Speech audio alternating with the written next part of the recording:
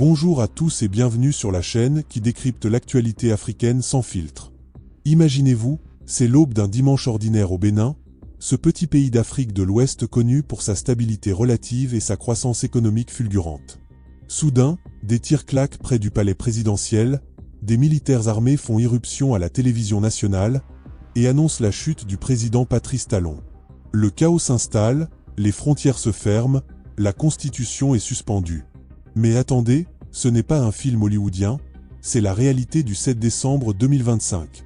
Dans cette vidéo, basée sur des sources fiables comme les déclarations officielles, les reportages de TV5 Monde, France 24 et les analyses d'experts, je vais vous plonger au cœur de cette tentative de putsch déjoué. Comment un groupe de soldats a-t-il osé défier le pouvoir? Qui est derrière tout ça? Et quelles leçons pour l'Afrique de l'Ouest? Accrochez-vous, car cette histoire est pleine de rebondissements, de trahison et d'interventions internationales explosives. Si vous aimez les intrigues politiques dignes d'un thriller, likez, abonnez-vous et activez la cloche pour ne rien rater. Allons-y, pour bien comprendre ce qui s'est passé, remontons un peu le temps. Le Bénin, ce pays côtier bordé par le Nigeria à l'est, le Togo à l'ouest, est menacé par les violences djihadistes au nord avec le Burkina Faso et le Niger, est dirigé depuis 2016 par Patrice Talon. Un homme d'affaires devenu politicien, salué pour avoir boosté l'économie. Croissance robuste, industrialisation en marche, investissement dans l'agriculture et les infrastructures. Sous son mandat, le Bénin est passé d'un pays en stagnation à un modèle de développement en Afrique subsaharienne. Mais derrière cette façade reluisante, des ombres planent. Ses détracteurs l'accusent d'un virage autoritaire, réformes électorales controversées, opposition muselée, et une démocratie autrefois dynamique qui semble s'essouffler. En 2021, Talon a été réélu avec plus de 86% des voix, mais dans un contexte où les principaux opposants étaient exclus ou en exil. Et voilà que son second mandat touche à sa fin en 2026, avec des élections présidentielles prévues en avril. Son dauphin désigné? Romuald Wadani, l'actuel ministre des Finances, un ultra-favori puisque le principal parti d'opposition a été écarté de la course.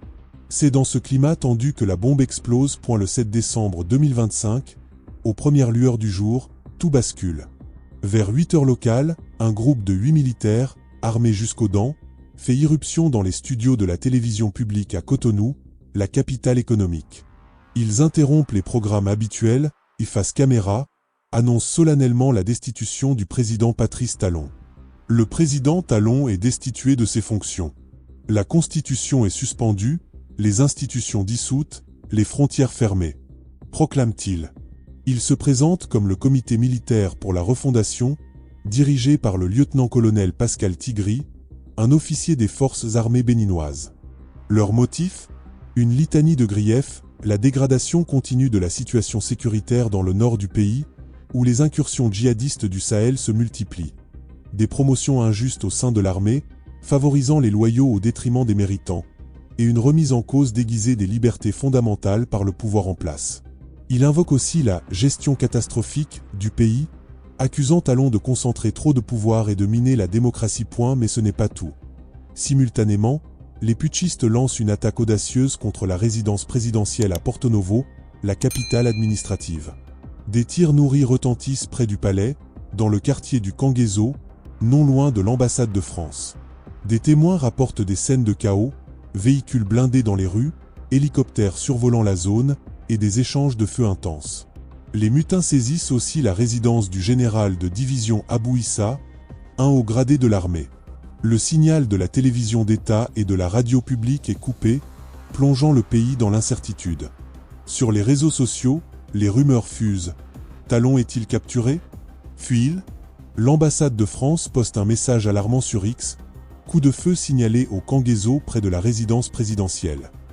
L'ambassade des États-Unis conseille à ses ressortissants d'éviter Cotonou et les zones sensibles. Pendant ces heures critiques, le pays retient son souffle. Les putschistes annoncent la suspension de tous les partis politiques et appellent à une « refondation » du Bénin. Mais leur plan s'effrite rapidement. Les forces loyalistes, composées de la garde républicaine et d'une grande partie de l'armée régulière, réagissent avec vigueur. Selon des sources militaires, les mutins n'ont jamais réussi à prendre le contrôle total du bureau présidentiel ni de la résidence de Talon. Le président, sain et sauf mais dans un lieu tenu secret, coordonne la riposte. Vers 11h GMT, le ministre de l'Intérieur, Alassane Sédou, apparaît à son tour à la télévision pour annoncer que la tentative de coup d'État a été déjouée. Les forces armées béninoises, fidèles à leur serment, ont contrecarré cette mutinerie.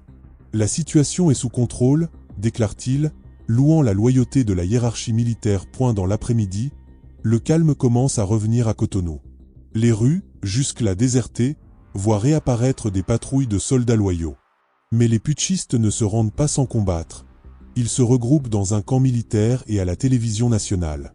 C'est là que l'intervention internationale entre en scène, ajoutant une couche de drame à cette saga. À la demande du gouvernement béninois, le Nigeria voisin lance des frappes aériennes ciblées sur Cotonou pour déloger les mutins. Des forces nigérianes au sol sont actuellement au Bénin, annonce Abuja dans un communiqué officiel. Ces frappes, menées avec précision, aident à reprendre la télévision et le camp rebelle. Pourquoi le Nigeria? Parce que le Bénin et le Nigeria partagent une frontière poreuse et que les instabilités sécuritaires au nord menacent les deux pays. Cette intervention rapide illustre les protocoles régionaux en vigueur. Ce n'est pas fini. La Communauté économique des États d'Afrique de l'Ouest, la CEDEAO, réagit avec fermeté. Dans un communiqué, elle condamne la tentative de putsch et annonce le déploiement immédiat de troupes issues du Nigeria, de la Sierra Leone, de la Côte d'Ivoire et du Ghana. Objectif, soutenir le gouvernement légitime, préserver l'ordre constitutionnel et garantir la stabilité. Rappelons que la force en attente de la CEDEAO a déjà prouvé son efficacité, comme en 2017 en Gambie pour forcer Yahya Jammeh à quitter le pouvoir. Cette mobilisation régionale souligne l'inquiétude face à une vague de coups d'État en Afrique de l'Ouest. Mali en 2020 et 2021, Burkina Faso en 2022, Niger en 2023, Guinée en 2021 et plus récemment Guinée-Bissau fin novembre 2025. Le Bénin, autrefois un îlot de démocratie, risque-t-il la contagion? Le soir venu, Patrice Talon brise le silence dans une adresse solennelle à la nation. Apparaissant serein au palais présidentiel, entouré de sa garde républicaine qu'il félicite publiquement, il déclare « La situation est totalement sous contrôle ». Militaire sous Talon. Son profil reste flou, mais il incarne les tensions internes à l'armée béninoise. La sécurité et l'ordre public seront maintenus partout sur le territoire national. Cette forfaiture ne restera pas impunie. Ces mots sont fermes, promettant des sanctions sévères contre les responsables. Selon l'AFP, une douzaine de soldats ont déjà été arrêtés, dont plusieurs auteurs directs de l'opération. Mais le leader présumé, Pascal Tigri, est en fuite, selon des sources proches du dossier. Qui est ce Tigri? Un lieutenant-colonel issu des forces armées, probablement frustré par les réformes militaires sous Talon. Son profil reste flou, mais il incarne les tensions internes à l'armée béninoise. Les réactions internationales ne se font pas attendre, transformant cet événement local en enjeu géopolitique. La France, ancienne puissance coloniale avec des intérêts économiques forts au Bénin, condamne fermement la tentative de coup d'État. Dans un communiqué du Quai d'Orsay, elle appelle ses ressortissants à la plus grande prudence, en raison d'un contexte encore volatile. Paris surveille de près cette instabilité. De son côté, le secrétaire général de l'ONU, Antonio Guterres, exprime sa profonde préoccupation face à cette tentative inconstitutionnelle de prise de pouvoir, la qualifiant de « nouvelle menace potentielle pour la stabilité de la région ». L'Union africaine condamne, fermement et sans équivoque, le putsch, rappelant son principe de tolérance zéro envers les changements inconstitutionnels. Ces réactions soulignent un consensus mondial.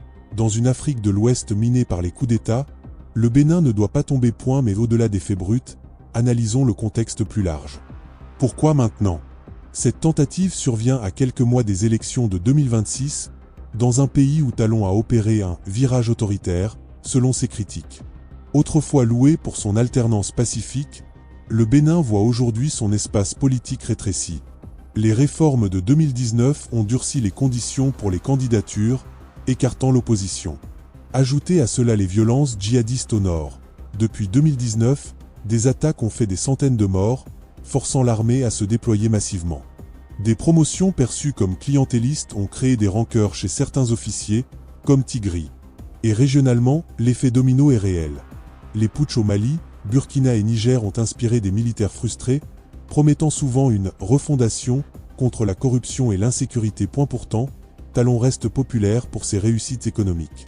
Sous son règne, le PIB a grimpé, les exportations de coton et d'ananas ont explosé, et des zones industrielles comme Glojigbe attirent les investisseurs.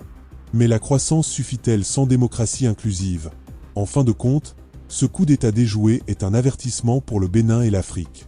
Le pays a évité le pire grâce à la loyauté de ses forces et l'aide régionale, mais les fissures sont visibles.